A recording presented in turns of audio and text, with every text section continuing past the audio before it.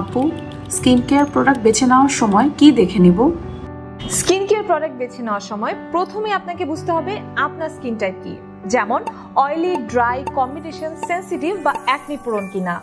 এরপর দেখতে হবে প্রোডাক্টটি সেই স্কিন টাইপের জন্য উপযোগী কিনা। এরপর খেয়াল করুন প্রোডাক্টে কি কি উপাদান রয়েছে।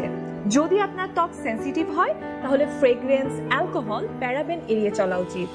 অ্যাকনি প্রোন ত্বকের জন্য চাই নন কমেডোজেনিক ও অয়েল ফ্রি প্রোডাক্ট। আর প্রোডাক্টে যদি থাকে অ্যাক্টিভ ইনগ্রেডিয়েন্টস যেমন salicylic acid, niacinamide, vitamin C বা রেটিনল, তাহলে আপনাকে বুঝে তারপর বেছে নিতে হবে কোনটা আপনার স্কিনের সমস্যা অনুযায়ী কার্যকর। আর সবচেয়ে গুরুত্বপূর্ণ হলো প্যাচ টেস্ট করা। নতুন কোনো প্রোডাক্ট ত্বকে সরাসরি না ইউজ করে আগে হাতে বা কানের পিছনের অংশে ব্যবহার করে রিঅ্যাকশন হয় কিনা দেখে নিন।